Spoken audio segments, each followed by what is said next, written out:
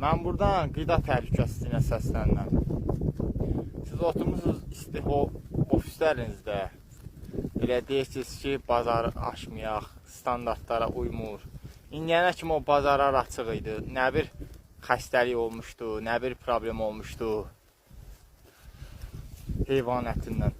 Biz soyuqda, istidə, zulümdə, yağışda heyvanımızı saxlayırıq.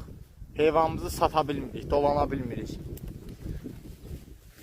Bazarı təmir eləyib, həftənin 6 günü bazarı təmir eləyib, bir gün bazar açmaq olmaz. Onlar sizə sərf eləmir. Nə oldu elə kətçi heyvan sata bilməsin. Kətçi tualet tikə bilməsin, nə bilim, tualet tikə bilməsin. İcazə ilə olsun. Ta nə oldu, ta nə qaldı? Örüş sahəsi yox, bir şey yox. Bu millət neynəsin? Hamı geçsin Bakıya. Sonra da deyirlər ki, ət bahadır. Ət oncu bahadır da. Nə örüş sahəsi yox, nə bir şəhətçiyə bir şərait yoxdur. Ancaq kətçili sıxırlar.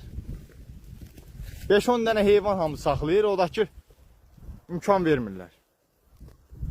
Olmaz axı belə.